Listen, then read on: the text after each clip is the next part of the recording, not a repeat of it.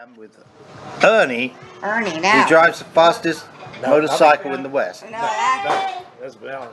Huh? Melanie's the one that drives the motorcycle. Oh, Melanie, is that your wife? That's my wife. Okay, and you're having a retirement party here. Where are you having it? Huh? And, God, what's the name of the park? Vause. Vause Vause Park. Yeah. The Vause Park, and your wife's name is what now? Huh? Your wife's name is what? Melanie. Melanie. Is she the secret to your happiness? No. What is the secret to your happiness? Free beer and motorcycles. Free beer and motorcycles, eh? Yeah.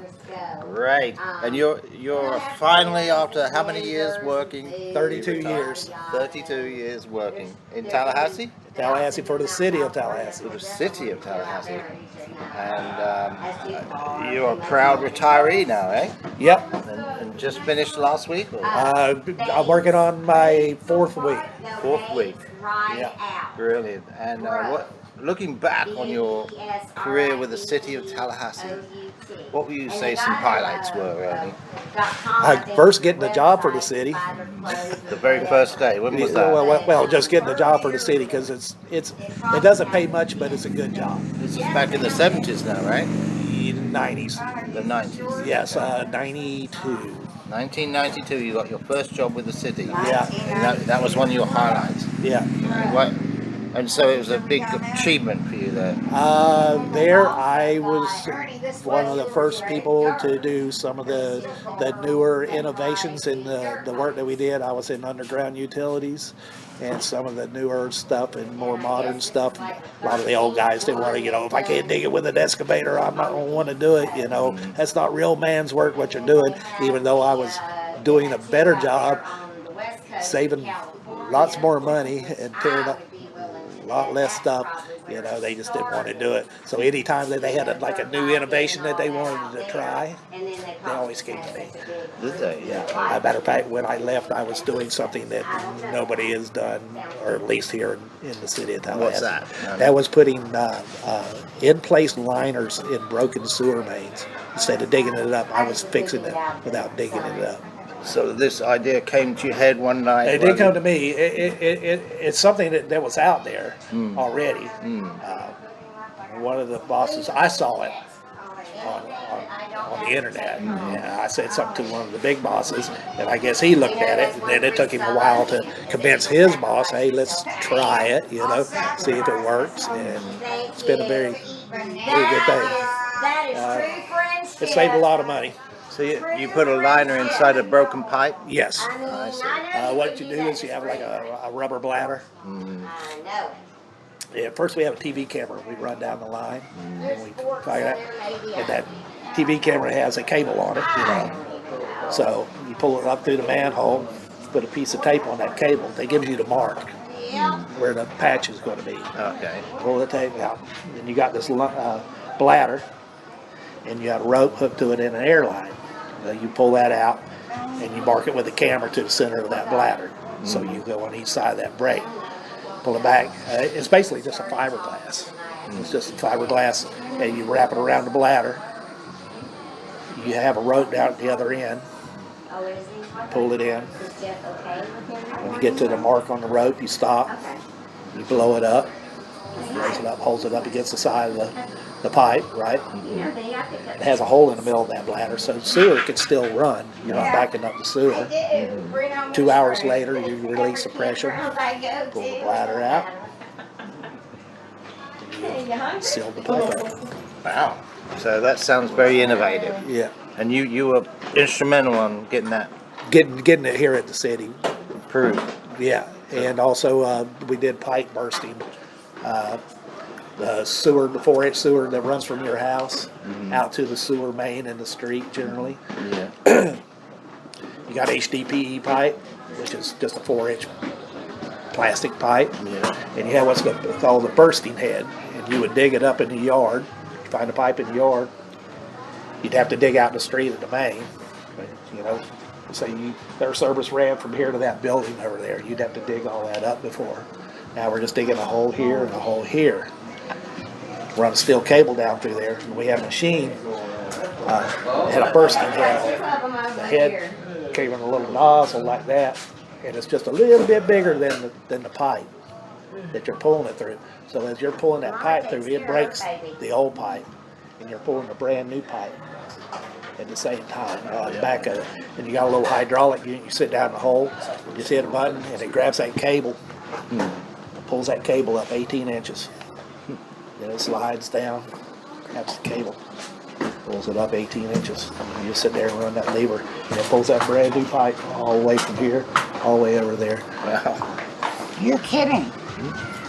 Fantastic. So you don't have to dig up your yard anymore? The whole thing. No, you'd have to dig. But not the whole entire thing? No, if you had to go all the way to the main. And we also did liners in 4-inch services, and if they had a clean out, you know what a clean out is? A sewer clean out. You ever see it like out in somebody's front yard, they got like a little white cap on the background?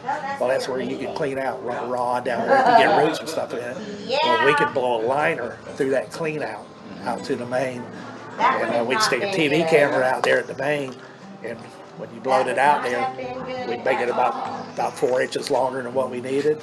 And then when you see it come out the end with the camera, then you could take it and just pull it back a little bit where it was flush, with the main. And it had a bladder in it too. You blow it up.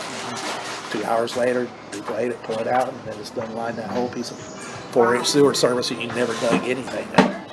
So basically, you work for the utilities of Tallahassee. Yes, I did. And that's mostly sewage. Water and sewer. Water and sewage. Yeah. Whenever there's a busted water pipe, you would go to fix it. We have. When I first started working for the city, I was strictly sewer. And we had 7 guys, or we had 7 crews with 7 men on it to take care of all the sewer in the whole city of Tallahassee. Now that I left, I left as a foreman, as a boss man. There's 4 crews with 5 guys. And the city is twice as big as when I started. So you're getting more and more efficient. Yes. And the jobs take half the time, and the water, half the materials. The water department, they're constantly, stuff's happening with water, Sewer, sometimes if it's a gravity main, you don't have to fix it that day. You can go back the next day and do it. The water main breaks or a water service, you got to go right then. So we're only allowed to work 16 hours in one day. Then we have to go home. You've got a lot of overtime then, eh? Oh, we have, but we have to be on call once a month. You'd be on call for a week. Is that how you were able to afford a beautiful Harley-Davidson bike for your wife? that just doesn't work well. Do you go on trips on your bike? I do. So where are you going to go next? Canada. Canada? Yeah. On your bike? Yeah. With your wife? No. By yourself? Yes. We have dogs right now, so we can't. We take trips together, but it can never more than a couple weeks, because to board the dogs for 2 weeks, we have 2 dogs, is $500. Yeah. Now you're going to go to Canada. They got restrictions on crossing the border now. You know that? Do you know that? Yes. Yeah, about COVID. I lived in Canada. Did you live there?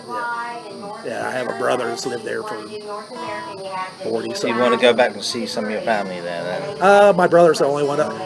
My grandfather used to live in Michigan, and he owned a construction company, and he liked to fish.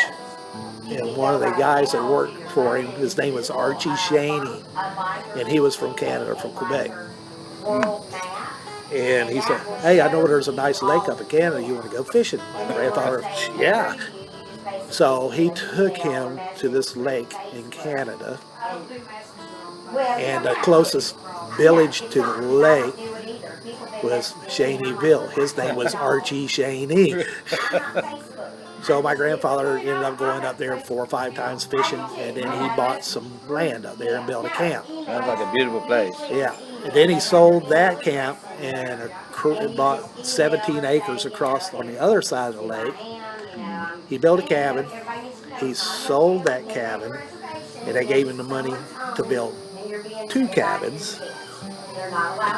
And then through the years, he ended up building another 2 more cabins. So he ended up with 17 acres and 4 cabins. So during the summer, when me and my brothers and my sister got out of school. How many brothers do you have, Ernie? I have 2. One of them's passed, unfortunately, and a sister.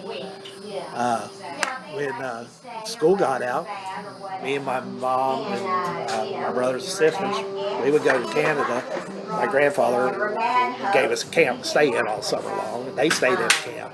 And then they rented out 2 of the camps. And the same 2 people rented those This same is right 2 on camps. Lake Michigan, is it? Or not Lake Michigan, no, this is Lac Simon, which is in Quebec. Oh, in Quebec. Yeah. So, In Canada, then. yeah, but that's where I spent every summer of my life until I turned 18 years old. And then it was quite a few years later, I went up and moved up there, and I stayed 1 year, and I just couldn't take the winter. I just couldn't. Beautiful place, loved to live there. Great in the summer, but the winter. Yeah, I don't know how my brother's done it. So I came back to Florida. Well, let's see. I came back to Florida. Then I moved to Colorado. Then I went to Texas. Then back to Tallahassee. And then up to West Virginia. And then back to Tallahassee. Then down to Bradenton, Florida, then Tampa, Florida, and then back to Tallahassee. I was born and raised in Tallahassee. Really? Yeah.